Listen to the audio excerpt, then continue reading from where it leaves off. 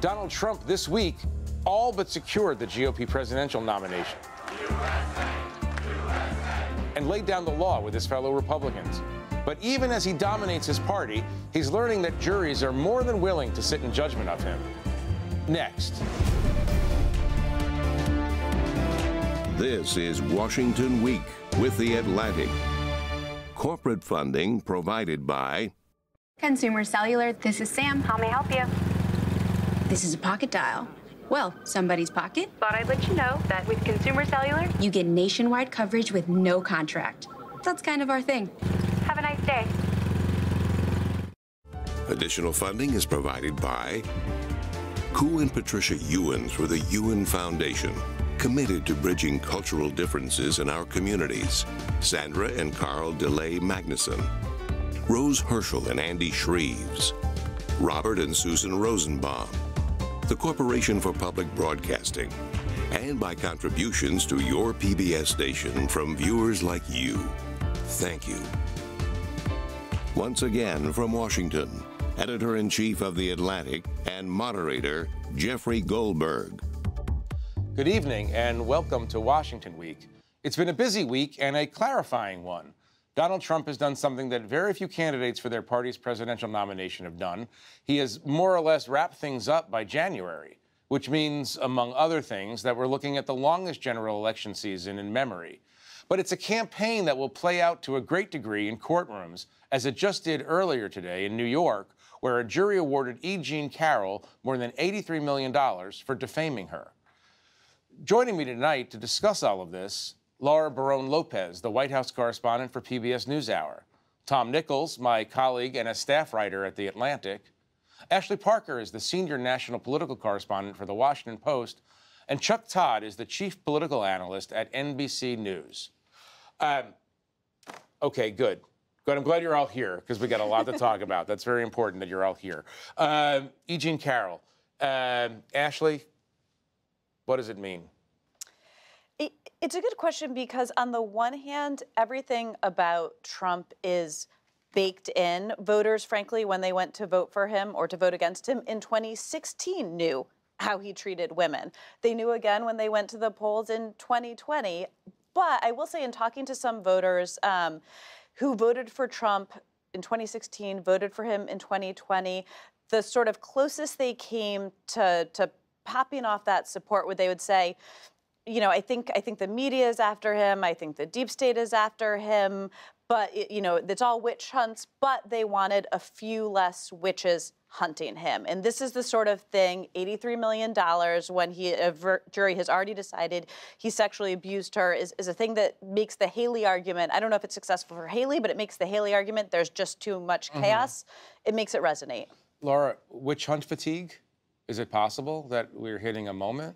Not necessarily. I think that amongst the Republican base, that a ruling like this doesn't bother them. That this case, you know, only feeds into their frustrations and their beliefs that Trump has told them that the entire justice system is weaponized against him. So is it going to hurt him with the Republican base? I don't think so. But could it hurt him with general election voters? Yes, I think it could, because there are a number of, you know, independents and Republicans that aren't happy with their party anymore who see a ruling like that and they say, this is another reason why I can't vote for this person based on his character. Chuck, what's it do to his head? Well, that's right. It messes with his head. He soaks all this in. I mean, we saw it even on Tuesday night. He did not like what Nikki Haley said. And all of a sudden, he turned what should have been an obvious moment of ignoring her and start focusing on the general election, and he couldn't do it. He let her get under his skin. We know this will get under his skin. And this is sort of the worst of all worlds for the Republican Party, because all of these verdicts deepen. In some ways, the Republican base almost tightens its grip, or Trump tightens his grip on the base, and it pushes away those very voters who've been with Haley. There was a massive gender gap between Haley and Trump in the New Hampshire primary. This doesn't help it. Tom, the $83 million verdict, because he couldn't stop talking about a person who had already won a court case against him. He was careful, relatively speaking, in his statement tonight. Can he have the discipline? Does he have any reserve of discipline or are we going to start seeing him on the campaign trail tomorrow talking about Egene Carrol again? I'm sort of. I'm asking you to predict the future, by the way. I'm sort of on a countdown till the middle of the night tonight, because this has happened before, where something like this, like the first verdict, where he kind of says, "Hey, okay, I'm going to listen to my lawyers. I'm going to put the phone down," and he can't do it. But I think. But the lawyers are not there in the pit of the night. Well, right. They can't post a guard by his phone all night. Right. But I think what's interesting about this is that it's going to so many Trump supporters. It won't affect them, but so many Trump supporters kind of on the outer margin say things like, I didn't hear about this, or I don't follow that news. An $83 million verdict, that's going to break through to voters who normally wouldn't pay attention to this, and that's going to get under his skin. And he's going to end up, I think he'll have to talk about it at rallies because he won't be able to help himself. Right. Well, let's pivot a little bit to his dominance of the Republican Party. I want to start by playing you. This is exciting. This is a montage. We have a montage. I want to play this montage, and you're going to enjoy it a lot. Let's go. I am proud to endorse Donald Trump for President of the United States. God bless you, Donald J. Trump. Vote Trump USA. He has my endorsement. I called for Republicans to get behind a single candidate, President Trump. I believe he's going to win. He's going to be our next president. I just love you. First, let me just put it on the table. I love all of you. I love you. I love you. I love you. I love you just the way I love you the way Tim Scott loves Donald Trump, but even more. Okay, so that was, the Tim Scott one was the one that got the most attention for sort of obvious Baroque reasons, but, people are falling into place, right? Is he solid as a rock with Republican elected officials now, Laura? I think so, yes.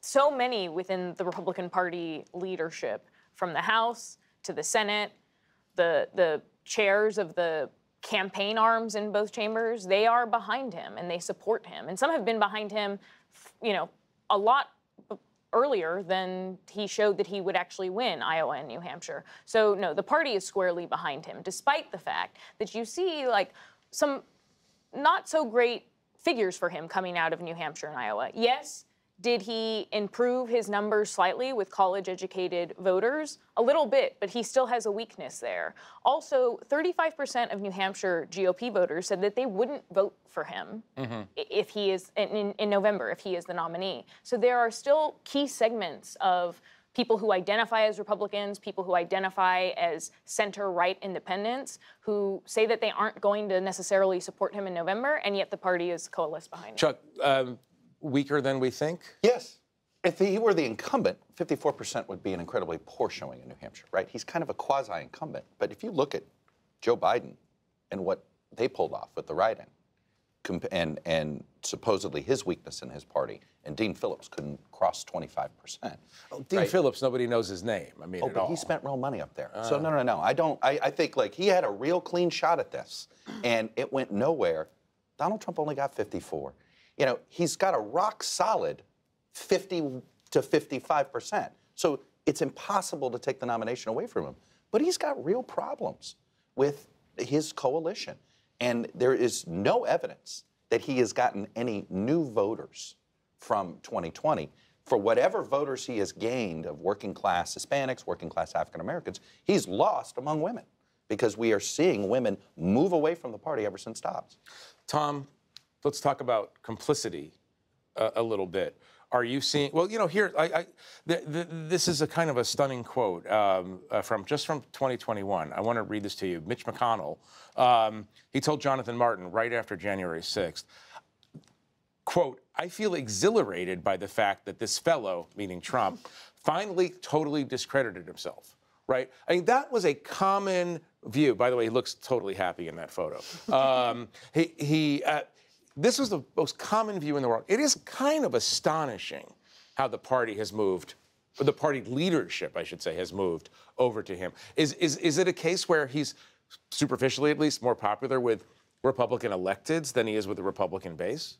I suspect that most Republican electeds hate him. Superficially. Superficially, they're for him. But superficially, they're for him because they fear their own primary voters. and they don't want to have to deal with that. And they were hoping they would never have to deal with this again.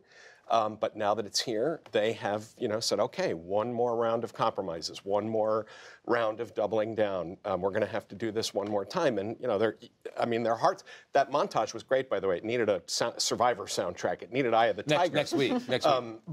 But you can almost see them, sort of trying to work up that enthusiasm and say, no, I really mean it. I'm really supporting Donald Trump, because I think they just were hoping they were never going to have to do this again. Let me come back to Ashley for a second, because you were just up in New Hampshire, and you were at Trump's headquarters during his election night party. His election night party. What was the sense of enthusiasm there on the two levels, on the electeds level and then on the supporters, on the rank and file supporters? Well, the most fascinating enthusiasm, or sort of lack thereof, was from Trump himself, which is you're watching him and he could not believe that Nikki Haley had lost and had essentially gone on stage before him. And to be clear, she did acknowledge she lost, and she acknowledged he won very briefly, but that Nikki Haley had taken a page from his playbook, had lost an election, had gone on stage and taken a victory lap, and he could not believe it. He was frustrated. He kept on returning to it. I mean, as I wrote in my piece, it was sort of like game recognized game, and it made game grumpy. Wait, can I read a quote from your piece? I'd love that. Who wouldn't love that? Who wouldn't love that? Trump has long deployed a form of I'm rubber, you're glue projection, accusing rivals and perceived enemies of the very thing of which he is guilty, wielding shamelessness as a superpower. So Nikki Haley really got under his skin by doing what Trump does. Yes, she absolutely did. Why is Trump surprised at this late stage of the game that people might try to deploy Trumpist tactics against him? Well, it has been since 2015 that no one really has managed that degree of shamelessness. And to be fair, neither did Nikki Haley, right? She acknowledged the loss. There wasn't a deadly insurrection based on her election denialism. But there's something about that, and there's something also about strong women challenging him that gets under his skin. And someone made the point to me that they weren't surprised, actually, that when he confused her with Nancy Pelosi, they said, I totally understand how those two women are interchangeable in his mind, because they're two very strong, powerful women who are going up against him and really irking him. So he can't believe it, that a woman would behave that way, or a woman would treat him, the nerve.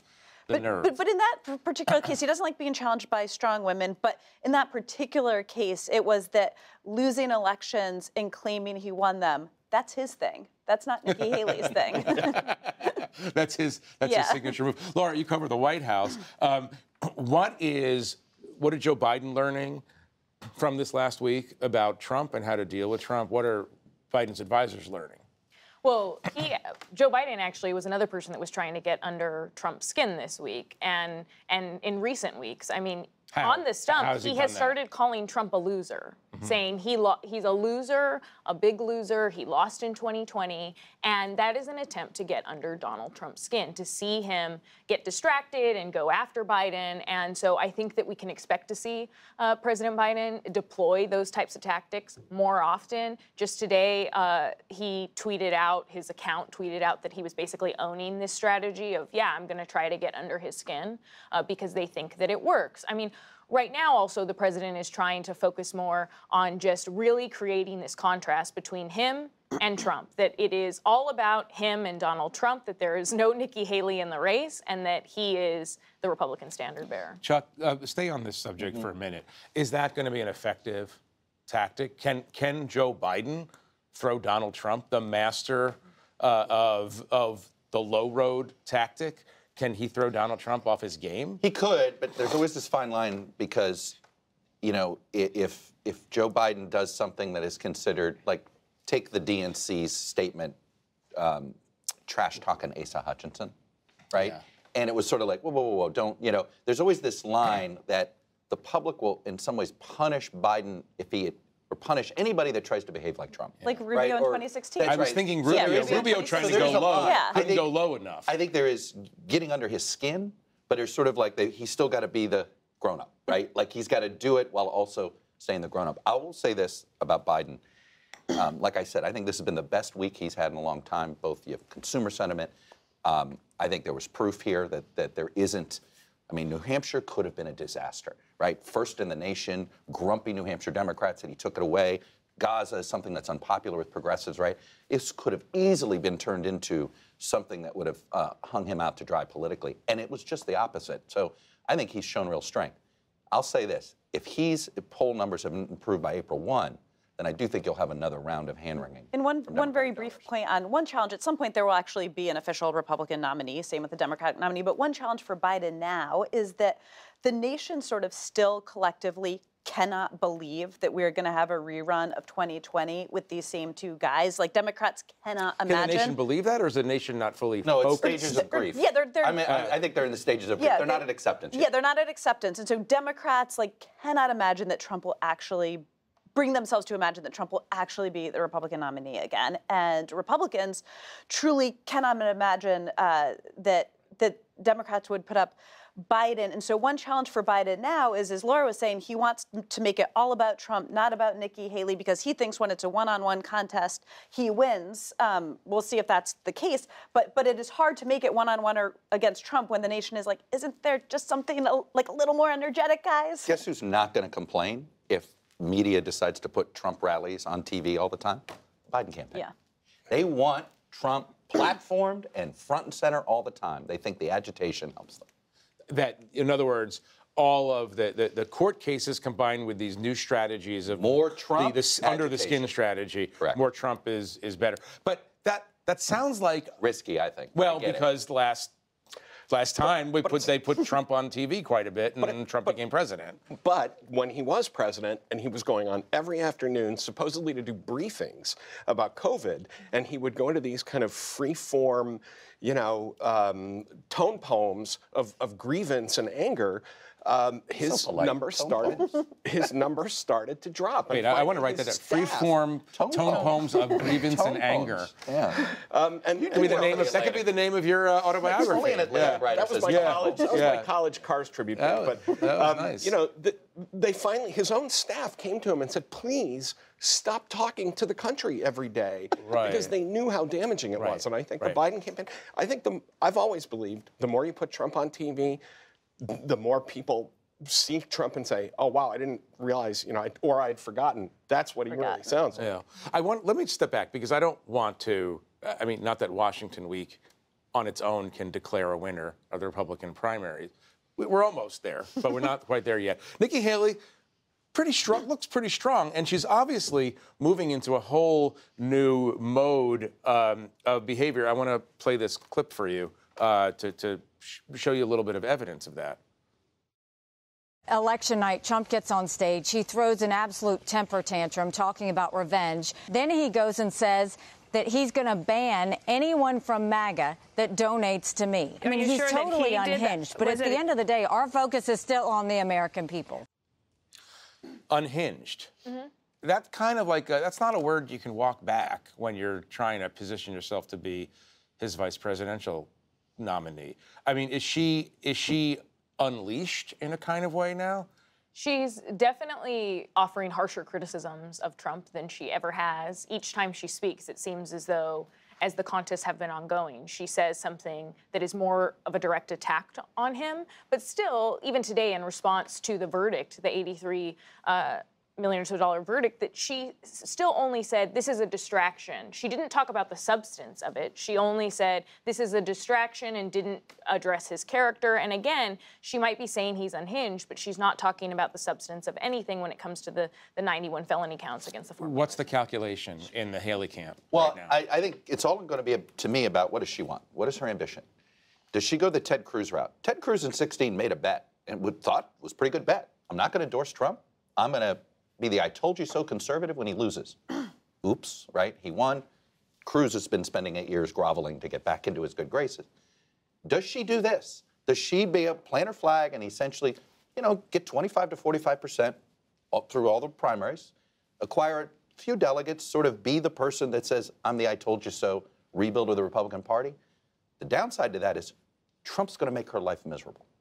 Does she have the spine to handle it? I mean, part of the calculation for her and her team is that she's trying to win a Republican primary. So sort of the never Trumper stuff is not going to peel off those voters. So a lot of Republican voters who we were talking about who voted for Trump twice but are willing to consider someone else, they sort of feel like, he was a pretty good president. I liked a lot of the policies. I'm sick of the chaos. A suburban woman, I'm sick of having to explain to my daughter why this woman is getting $83 million, right? I don't want to have that breakfast table conversation. And so her calculation is to win them. You can't just absolutely trash him. You kind of try to make it, it's nothing personal, it's just too much chaos, but she has certainly ratcheted it up to the sort of unhinged, temper tantrum, toddler, senior moment stage of this campaign. Is there any chance, Tom, that Nikki Haley can pull something out, or is it his? Once again, I'm being asked to make a prediction that could well blow up in my face, but I will say no. Do it. Don't listen to her. No. Don't listen to her. And I think that I wonder if she knows that, and I wonder if this is positioning for 4 years from now, when all this dust is settled, no matter who's been elected, whether it's Trump or Biden, for her to say, okay, now that we have a kind of Republican open field again, remember that I'm the person who didn't bend the knee. I'm the person that raised these issues. That, so, I mean, that's a big bet that MAGA and Trump are synonymous. Okay, but what future does she have in MAGA? Right. Republican Party. I mean, I think that's the point. Like, well, that's the sort of the question. Is like, could she have calibrated this? It's too late. I think too late, she's, and she only ruins her own. If she pulls a Chris Christie and like suddenly goes back, and Christie found out, you never fully recover from it. Yeah. Right. And they wouldn't accept it. And she's not Vivek. She's not running to be vice president. I believe her. Yeah, she's running to be president. Right. I mean, the question is, it's just an interesting moment because Biden's trying to get under her skin. The court cases, these are accelerating. It feels like an acceleration in the court schedule. There's more and more stuff coming down on him. He's not younger. He's older, and people age and become more sensitive. I don't know. They're more unfiltered. I'm just curious if we're actually more looking unfiltered Trump. A more unfiltered Trump. I'm just wondering if we're beginning to see a turn in this campaign where Biden has the discipline and Biden is riding Trump rather than the opposite. I don't know, but it just seems that's kind of what happened in 2020. Mm-hmm. Mm-hmm. That Biden, I mean, except for the glorious moment of "Will you shut up, man?" That they just stepped back. And I think one thing that Biden's always been smart about is not mistaking the internet for the real world in the way that Trump does. And simply saying, okay, stepping back from all of that stuff and letting Trump kind of own that space. Right. I think that's what he's been doing. The politics of the Trump era is simple. It's been simple. When it's a referendum on Trump, he loses. When it's a referendum on who he's running against, he can win. Right? 16 was a referendum on Clinton. We all missed it. We thought it was going to be a referendum on Trump. 20 was a referendum on him, and Biden wants to make 24 a referendum on him. Laura, let me ask you this question. When you talk to voters, Democratic voters, and Democratic political leaders, obviously Joe Biden is the oldest president we've ever had. He's the oldest candidate we've ever had. Is there any sense you're getting that people have reconciled themselves to this and have figured out a way around this anxiety about his age? Or is that going to become a dominant theme again? I think it's certainly something that voters are anxious about. The Democratic voters I've talked to are anxious about his age. The Democratic lawmakers I've talked to are anxious about it. So they say that he needs to just be out there, relentless, flooding the airwaves, creating this contrast with Trump, talking about threats to democracy, talking about abortion, which is still a very salient issue for Democratic voters and independent voters, those suburban women you were talking about, Chuck. And so that's what they think he needs to do, to just really focus the electorate's attention on all of those issues that they think will drive out their base and get independence. And then that it can make up for the fact that it is a rematch and that he is older. Yeah, I mentioned at the beginning of the show that this is going to be the longest general. Like, we're already more or less, despite Nikki Haley's unwillingness to leave the race, we are more or less in the general, and it's late January.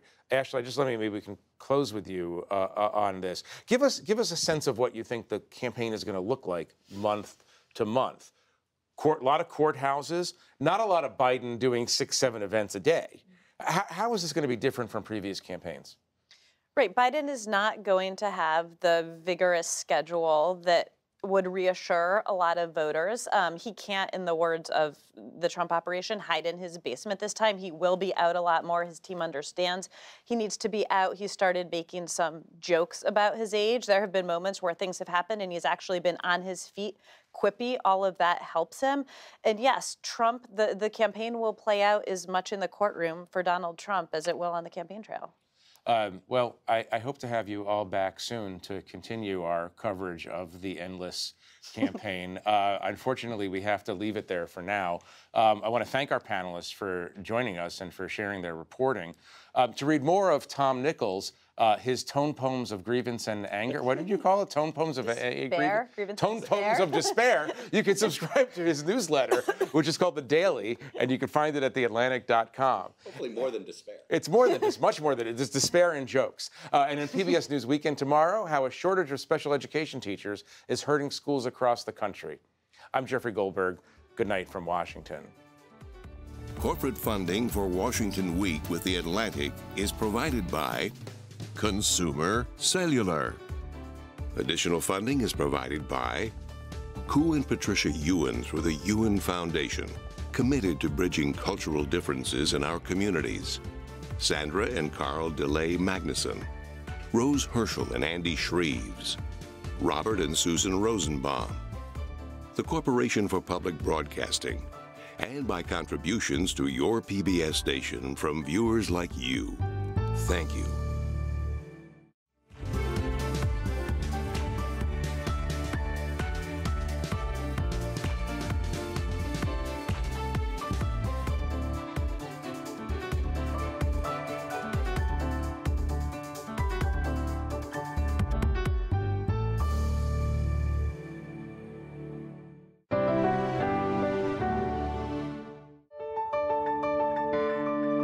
You're watching PBS.